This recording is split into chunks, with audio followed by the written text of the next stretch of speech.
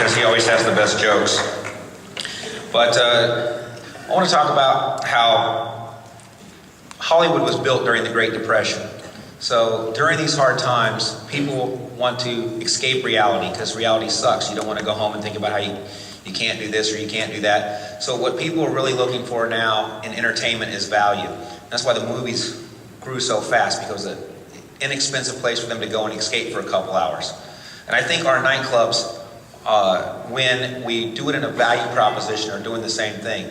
And what we're seeing in a lot of our markets through severe discounting of specific products. For example, on Tuesday nights at most of our clubs, we do $2 drink night. All drinks are $2. Now we keep obviously the super premium, ultra premium drink prices at regular price, but basically your premium drinks down are $2 from open to close the entire day. And what we're doing is putting high volumes of people through the door. Your beer drinkers still have to pay your full price. But what we've done is taken nights in certain markets where were really our worst night of the week and made it the best night of the week by putting 400 to 600 people through the door, because there's limited competition on those off nights. There's nothing else to do on a Tuesday night, so let's go down to the strip club.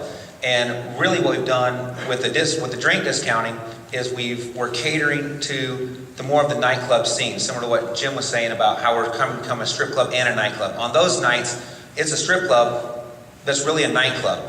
And when we first started doing it, it's really amazing, because you walk in, and how many times you walk in and you see 100 people sitting down at a strip club and 200 people standing up.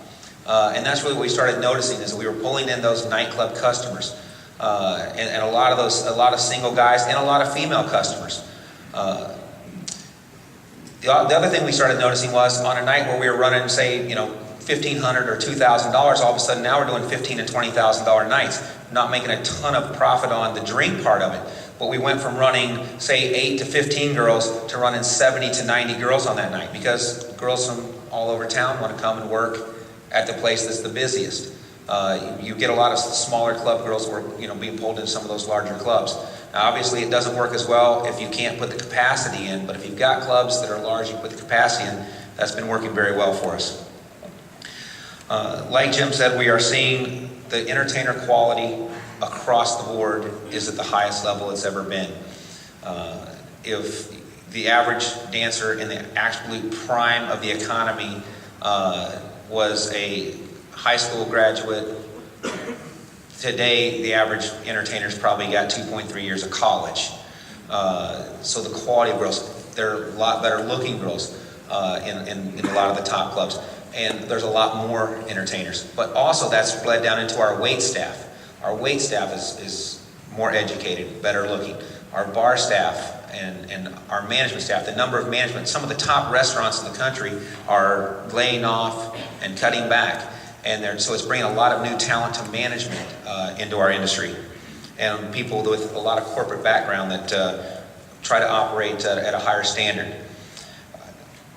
Which is also the good news for the clubs that are operating properly, and the clubs that try to do everything right and have done things right and watch their spending and their marketing.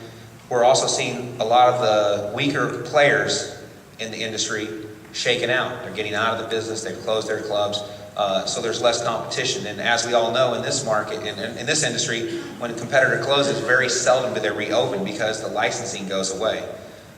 So that's for a long-term gain, we believe that's going to be a plus for us. The other thing we've noticed is, even though times are hard, I've noticed I belong to a lot of the state ACE chapters, and if you don't belong to your state ACE chapter, or you don't have one in your state, you should definitely get involved. It doesn't always take a lot of money, but because we're able to put money in, and our state chapters are getting very strong, and the ones that we participate in, what we're also seeing is our campaign contributions mean so much more. Because there's not a lot of money in the economy, there's not a lot of cash out there, politicians need money just like everyone else, but there's less people to give them money.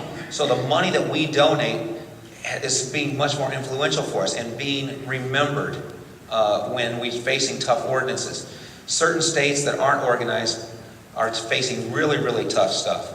And even some of the states where we're very organized, we're seeing seen stuff come up, we have a lot of friends. The stuff that's actually getting through is a lot smaller, so we're going to court a lot less than we used to, and having to spend a lot less money on court by cutting it off ahead of time. Missouri, as a class example, they have a very tough ordinance up there right now, and the clubs are banding together and fighting that ordinance. The best thing you can do is get together before that happens. Don't wait for the flood to buy flood insurance. Don't wait till you have a fire to buy fire insurance. You buy it ahead of time, and that's one thing that we're seeing a lot more of in several of our states. The other thing that we've noticed is now is the time, maybe your club's a little ran down, you've needed some maintenance, you kind of let it go. Well, with people not out of work, we're being able to get stuff done a lot cheaper. Shop around a little bit. Some companies are, and just as some clubs have done, are using what I call, a reverse thing. Well, I'm only going to have 50 customers, so I'm going to raise all my drink prices so I can run the same amount of money off the 50 customers. A lot of contractors and stuff have done the same thing. Well, I'm only going to put in one AC unit this month, so I got to tag this guy for everything I can get from him.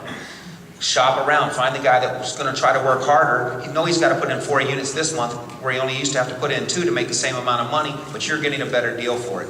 Same thing with your carpets, your chairs, everything else. You can shop around and do very, very well with that. And I don't think I have a lot of time left, so overall, business is getting better. The economy, whether it gets worse or bad, I think the worst times for us are when everything's in limbo. Customer becomes unsure what's going to happen and he doesn't spend. When times are bad, I think he comes to the club, he controls his spending, but we see him more often because he wants to get away from the stress. When times are good, he comes in and spends a lot more money. It's this limbo that we're in right now that we got to shake through. So stay strong and get through it. Thanks.